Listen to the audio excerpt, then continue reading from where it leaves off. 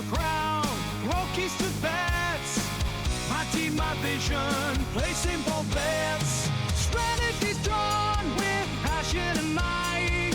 Gridiron tactics with all the night. Set my lineup is signed, gotta make that call.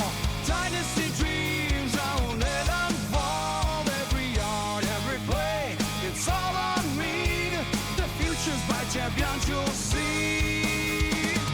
Hold the line and fight the sound. In Dynasty, we'll own this ground. Trading players, build it strong. In this league, we'll right the wrong.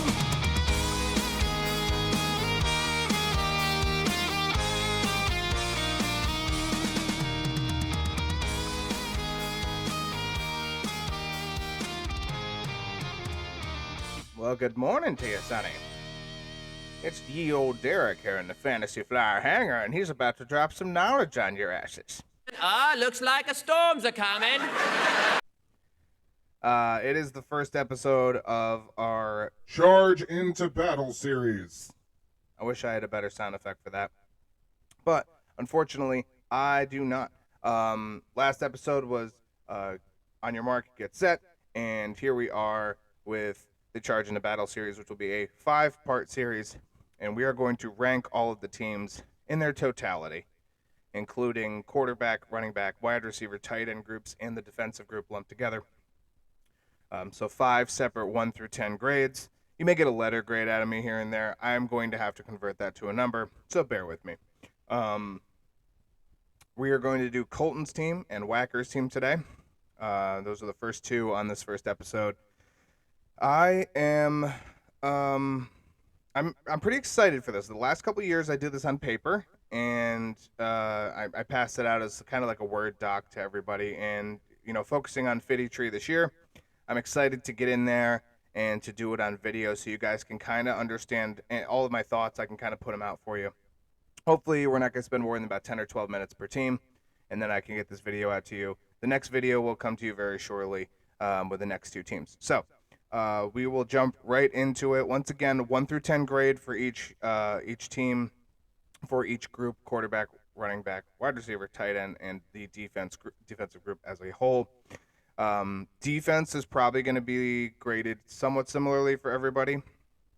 My suspicion is it's kind of was like that last year because the scoring was a little bit murky. It's going to be murky this year too because we just changed the defensive scoring. I think next year it's going to vary a little bit more because we're going to see the higher numbers for some of these players versus the lower numbers. I can look at projections and whatnot, but until it actually happens, I feel it's unfair to just kind of, oh, well, this guy had 83 tackles last year, so he's obviously going to have 83 this year, and that's going to make him more valuable than somebody who has 17 tackle for losses and 60 tackle. It gets a little gray. So I'm going to look at all of that when it comes to those snap percentages and that scoring and all that stuff. I'm going to look at that next year. I'm going to set up the defense a little bit similarly this year, just as I was doing it last year.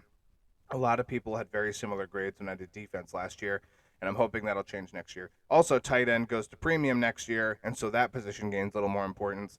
And so next year is going to be fun when I come to do this. However, we will jump right in with our very first team, and that is going to be Young Jokah's Demise, headed by Colton Schufelt. So let's jump right into the screen. As you can see, I'm going to start off, obviously, with the quarterbacks. Joe Burrow and Trevor Lawrence. They are the guys in this group. Sam Darnold is his third. You can see the salaries here and the buys. The one thing that I immediately notice is that week 12 he will not have a second quarterback. And if Sam Darnold doesn't perform, he may not even be an option either. But I can't imagine he's too far off. Of course, he has Nick Mullins. I did just notice that. So at least there's a shot that he still has one quarterback there. But that's only 1 week.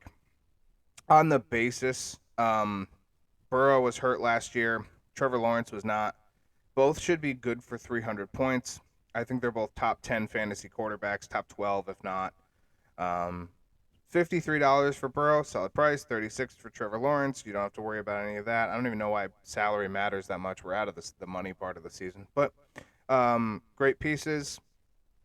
You could have 2 better. I mean, there are two better options. I am a little concerned with Joe Burrow going into this year because of that injury. How will he respond? There's a Jamar Chase contract saga that continues on as we get, I'm recording this only a few days shy of the season, and, is he practicing? Is he not? Is he getting a contract? Bit of a concern there. The running back group for Cincy, if this team and the defense, I think, has taken a tiny step back. Secondary's good. It's mostly defensive line. Everyone who's not named Trey Hendrickson, and I feel like this is a good enough group on a 1 through 10. The depth is concerning a little bit, just a hair. I'm going to reference depth a lot in these videos when we're talking about teams. It matters. Injuries are a thing. We had so many quarterbacks, 128 quarterbacks over the last 2 years have started total. I'm not 128, but like 62 different quarterbacks started a game in 2023. 66 started a different quarterback started a game in 2022. So we're getting a lot of quarterback injuries, despite the increased, roughing the passer calls. So Mac Jones is a good back. Good is a rough stretch. I don't know about that. Anyways, he's a backup and he is there. I don't think if they put him on the field, the only thing that I would have to say at that point is, But I'm gonna give this group a 7.3. Yeah, we'll go 7.5. I'm gonna give them a straight 7.5. There is the handcuffs there as well. I'll give them a straight 7.5 just because it's not two top 5 quarterbacks. There's obviously room for improvement. There is a question mark surrounding Sam Darnold, so I am going to rate this down as a 7.5. Once again, I haven't looked at these groups. I mean, I have kind of an idea because I know the rosters, and I have been looking at them in several different ways for the last couple weeks. But running back group, I will say as I'm pulling up the page, I can see more than what you guys can see on the screen because I have it shrink down for what you guys can see. But I will tell you, there's a lot of offensive players on this team. There are probably close to 30 offensive players or 33 offensive players. For the running back room, probably headed by Travis Etienne, Josh Jacobs, Zach Moss, and Chase Brown. Again, Carson Steele is a good depth dart throw, $3. Tyrone Tracy at $6, meh, in my opinion. It's kind of going to come down to which running backs you want to start besides Etienne and Jacobs. Obviously, Etienne, I think, is solidly a top, I would say 7, at least top 10 running back, right? Top 7 probably. So, assuming that, there's been some word surrounding Etienne getting this work deep into the season where they want Tank Bigsby to be able to kind of relieve some of that work. So I am intrigued to see what happens with that split. It's not going to be more than 35% snap for Tank Bigsby without an injury. Josh Jacobs, I think, is going to have a better season. I think people are selling him short because of how last year went with the Raiders. This offense is a little bit more high-powered. There is a lot of injuries behind him. You see the Q tag with Marshawn Lloyd right below him. A.J. Dillon is out for the season. There is a 4th running back there, Emmanuel Wilson, I believe. And that just makes me absolutely, yeah. The fact that running back room anywhere behind Josh Jacobs is super uncertain. So I do like Jacobs as a top 12 running back, top 14 running back this year, especially if they can continue to involve him even minorly in the pass game. But again, that 3rd and that 4th running back, and we say 3rd or 4th because there's that flex spot, so you want to have that option. Bye weeks look interesting. No ETN, no Chase Brown, no Zach Moss, no Tank Bigsby on week 12. Week 12 is going to be a rough week for Colton. I don't know if he knows that. But he's not going to have a quarterback, and he's not going to have 2 of his 3 running backs. So, at least 2 of his 3 running backs. So maybe something changes there. Obviously, a lot of season to go. I'm going to give this group top 2 are solidly in the top 15, if not top 10. We'll average them out to say top 10, top 11. And then it just comes down to what happens with Chase Brown and Zach Moss. There's a lot of questions there. So I'm going to give this a 6.6. just because that third and that fourth. I'm seeing a pattern develop with the buys on week 12. Only 1 week, right? But it's looking like week 12, you can almost bank on that being very difficult to win, at least, if not for sure a loss. Um, so I see this as a little bit on the underside. All the backups are there, so if there is other injuries, then you have, the insurance policy, so to speak. But I'm gonna give this, I'll say 6.6 for the running backs. And Colton's hearing these numbers right now and going, "You give me a 6.6," but he doesn't understand that my grading is going to be slightly more expanded this year. Last year, I think there was only one team that was in total below 6.5. So don't panic, Colton. To the wide receivers. Again, a lot of offensive powers here. We got Brandon Ayuk, Amari Cooper, Malik Neighbors, Terry McLaurin. Probably your 4 starters. Good news here. No week 12 buys of note. So that's a positive. Ayuk got this huge contract yesterday. He did pick up Jacob Cowing for $7. Depth is a little bit different at wide receiver. I feel like you need handcuffs at quarterback and running back. I feel like at wide receiver you have other options because there's so many wide receivers. So I'm not going to talk too much about that. I do see a lot of youth in this group. Michael Wilson, Malik Neighbors, Malik Washington, obviously Cowing and Javon Baker. And then on the other side, Marquise Brown could be a 50-50. Josh Downs will probably rebound and have a great season. I know he's going to miss the first week or two with that injury. I see Jacoby Myers for $4 is a great pickup. I think he's going to have a solid year for an offense that won't be amazing, but still has a very meaningful role in that offense. Man, it's a good balance of youth. Malik Neighbors. My concern with Malik Neighbors only this year, not with him as a prospect, not with him long term. My concern with him this year is still Daniel Jones. I'm hoping that they can two-tier this offense enough and the offensive line holds enough for Daniel Jones that he can actually make accurate throws and let the plays develop.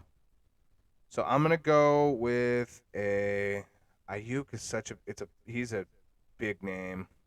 Cooper's getting old, but put up 200 plus points. He is a deep ball threat. I do want to knock Cooper a tiny little hair because they did pay Jerry Jeudy. Only a tiny hair. It's just another option there. Plus Elijah Moore will still have some targets. Terry McLaurin obviously gets a boost. Whatever Cooper loses, McLaurin gets a boost because they traded Jahan Dotson, and now there's just a big gap between the 1 and 2. So as long as Daniels can be accurate, there is some youth influencing this a little bit. So given that, I'm going to say 6.9 on this group. I'll say 6.9. Michael Wilson's still in a fight for that wide receiver 2 spot, too.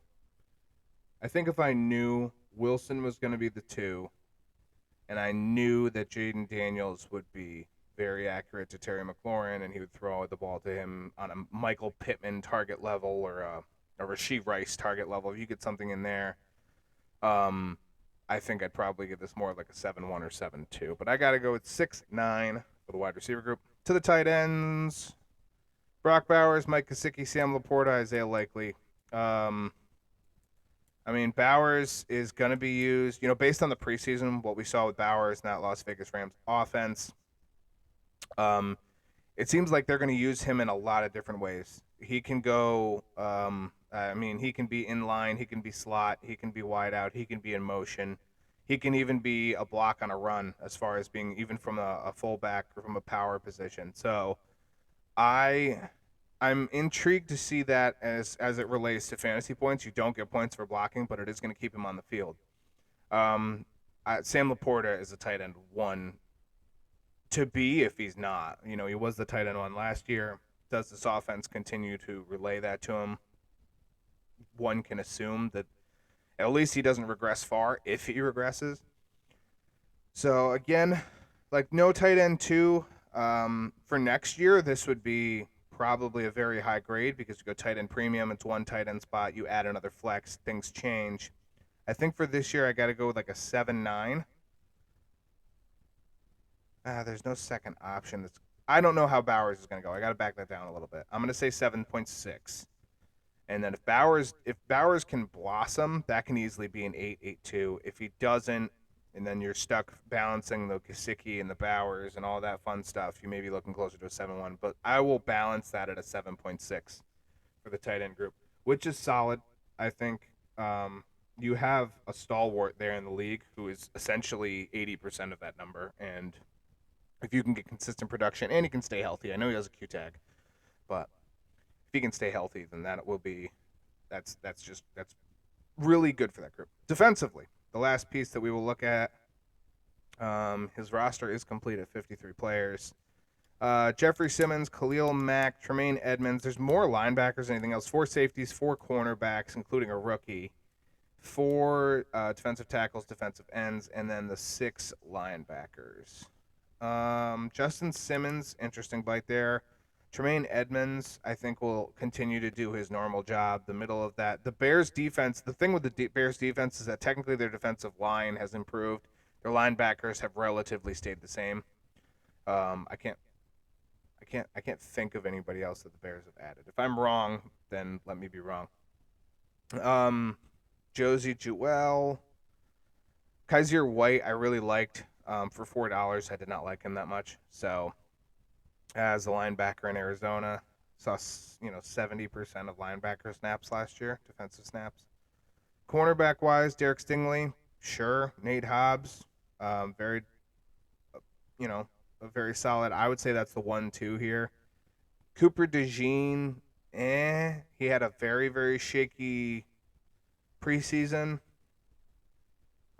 Did get him for $1 though, so that's good. And then Cameron Bynum, Cameron Curl, Talanoa Hufunga, and Justin Simmons. The safety group, I think, is really good, so that helps a lot here. Defensive tackle, defensive end might be meh. I am going to go quarterback's pretty good, linebacker's pretty good, defensive tackle meh, and then safety is probably. I'm gonna go with a 7 flat. And again, I'm just going based off. I see some of these scores, but I believe they're reflective of the scoring changes. The scoring changes for this year, if I'm not mistaken. If I'm wrong, so be it. Because again, that really, until I see it in person, I shouldn't be counting it much anyway. Solid 7 here. So if I'm gonna do a quick average here. That's 7.1, 6.9. So the total for Colton's team is this.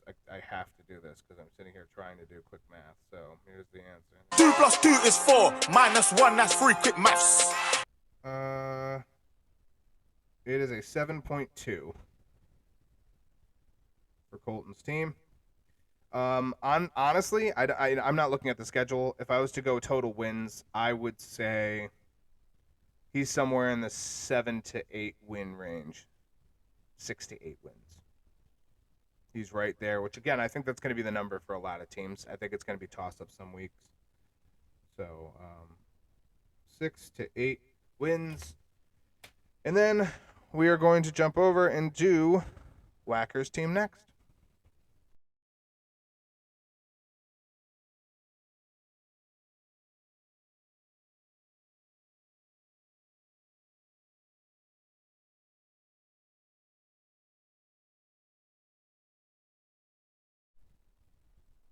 I'm really rich. Yeah, it seems that way. That's how Whacker must have felt going into this offseason because he had some sort of plan to I don't know. Maybe he didn't. I don't know. Shouts out to Whacker for how this offseason went. He came into this offseason with Anthony Richardson and very little else of excitement on this roster, and he has changed it around. And I know that without even completely looking at his roster put together. So we will jump right into his quarterbacks. Obviously, Anthony Richardson, Caleb Williams, 1-2. His depth pieces are Gardner Minshew, who currently is the starter for the Raiders, and then Bo Nix, who is the starter for Denver as a rookie. I don't have anything really bad to say. It's very young. We don't have a big sample size with Anthony Richardson. We obviously don't have a big sample size with Caleb Williams. He looked good. They both look like good mobile quarterbacks, so I will bump up their grade slightly. Bo Nix, I assume he will be good. Like I've said in previous videos, he was on my to draft list. Not disappointed in who I got anyway, but just saying Bo Nix to me seems like, he was kind of handpicked by Sean Payton. Lack of a better phrase. So, I gotta say, I think for this group, based on the youth, we got to give it a little bit of youth. There are no handcuffs here, really. So that is the one thing I will note. If Bo Nix gets hurt, there's no Jarrett Stidham or Zach Wilson. If Anthony Richardson gets hurt, there's no Joe Flacco. If Caleb Williams get hurt, there's no Tyson Bagent or random hot dog seller number 3. Taysom Hill he's a backup quarterback, but he's also at the same point a running back and a tight end, so he does kind of help out in other ways there. So the depth issue here and any injuries, we know Anthony Richardson can get hurt. We know Bo Nix can get hurt. So for me, that kind of hurts the grade here a little bit. Comparatively, starting off my grade at a 7.5 for the quarterbacks for Colton. I think just because of that and not knowing where Caleb Williams is going to rank, I have to go a little bit lower. I'm going to say 6.8 on the quarterbacks. But in reality, this is a sneaky 6.8, right? Because you have Anthony Richardson, who could absolutely, no doubt, put up 350 fantasy points. You have Caleb Williams, who in his rookie year could give you 300 fantasy points. And this grade looks absolutely stupid, and I'm fine with that if people come at me. Loser! You're a loser! Are you feeling sorry for yourself? Well, you should be, because you are okay. Dirt! You make me sick, you big baby! I would love that if that's the case, for Chris, for Whacker. And I'm gonna go ahead and I'm gonna give this a 6.8. Ceiling here really is an 8, right? Like it's in the 8 range. Floor probably isn't much lower than my 6.8. It's probably 6.4, 6.2, unless they get hurt. But I'm gonna go with 6.8. I'm gonna balance it out just because there is not a lot of games under the belt of those two head quarterbacks. We don't know what they look like when the game's on the line week 16. We don't know what kind of pieces. We can assume Caleb Williams is going to be good. We can assume Anthony Richardson is going to be good. I'm on board with that. I'm not knocking that. I think this is a 6.8 with really, really, really good chance to be in the mid-7s in terms of fantasy quarterback production and all of that. I'm just erring on the side of caution because I don't have a lot to go off of with them. To the running backs, spent some money in the offseason on some of these running backs. $29 Tony Pollard. $16 J.K. Dobbins, why not? $14 Antonio Gibson, sign me up. Very young. You can see 4 rookies here. Kamani Vidal did make the final team. I was surprised at that because they did not like him running the ball in the 3rd preseason game, I guess, which was interesting. Ray Davis, going to be a gray area this year, but, you kind of take these picks and you're like, oh, he could work out in a year or two. That's one of them. Trey Benson will be involved by the end of this year. I am surprised during the auction that Whacker did not go for James Conner more. But I guess he's just banking on Trey Benson getting the snap lead sooner rather than later. Braylon Allen, great pick. He's 200. What is he? 6'1", 235 or something like that. He's a monster. It's not an amazing group, right? Tony Pollard is going to be literally a 1A, 1B with Tyjae Spears. The Titans' entire organization, the preseason game, it's all said that. Jaleel McLaughlin is interesting now that Samaje Perine is out of the picture in Denver.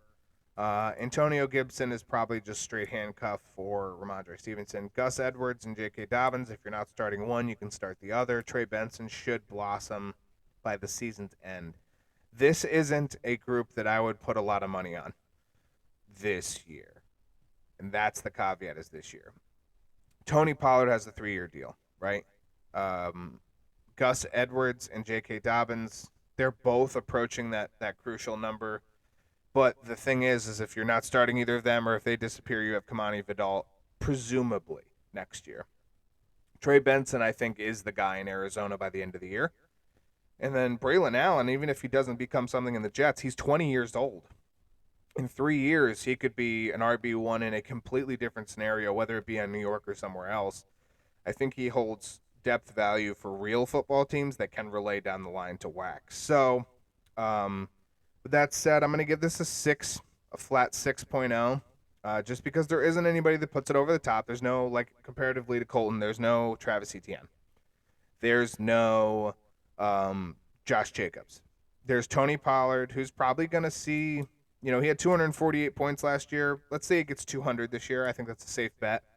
Gus Edwards should be able to replicate his 208. I think that's fair. Trey Benson should pop in somewhere in the mid 100s, I'd say. 150 maybe. See, if he hits 170, you're happy with that. But there isn't anybody that goes out there and you immediately go, bang, top 10 running back. So for me, I'm going to give it a 6 flat. To the wide receiver group, probably one of the youngest yet best wide receiver groups. He has 6, right? So depth is an issue because, you have options, right? You can play any 4 of these 6 gentlemen any week. He picked up Christian Watson for $13. I think that was his only wide receiver that he went after at free agency. And let's be honest, Christian Watson, because of the targets and the target share in that offense, probably isn't going to be starting except for like off weeks and bye weeks.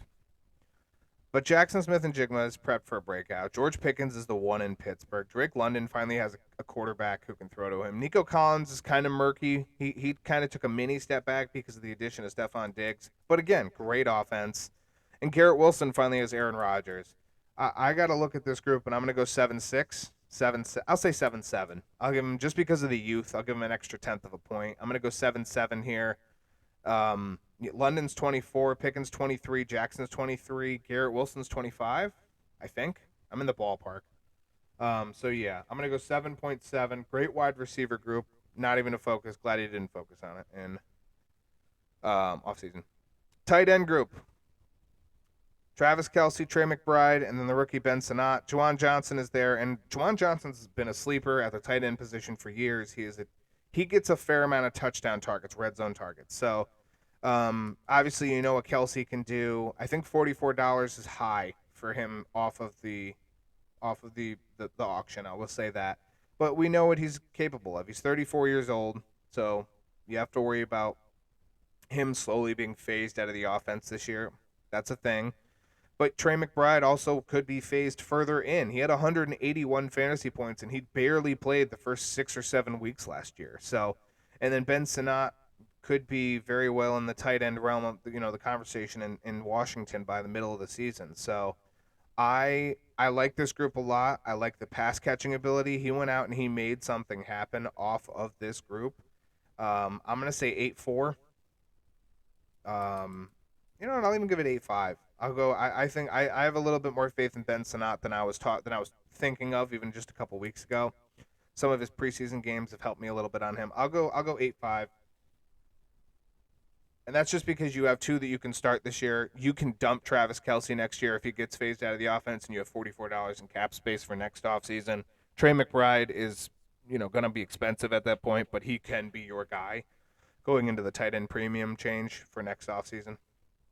So I like that. The bottom half of this offense here, wide receiver and tight end, are very strong, in my opinion. Probably tight end room might be the best in the league. Wide receiver room is definitely top 3.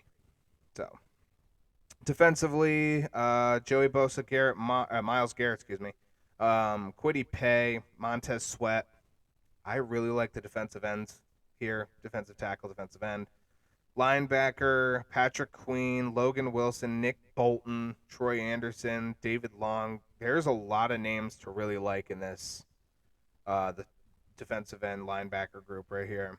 Cornerback, there could be improvements there at the cornerback position, but safety is also pretty solid. Derwin James, Taylor Rapp. Man, I really like this defense. I'm gonna go. I gave Colton a 7. I think I like this defense just a hair more. The impact they have. Oh, he has Jack Campbell at the linebacker too. There's so many good linebackers in this group. Spent a decent amount of money on them, but that's a good group.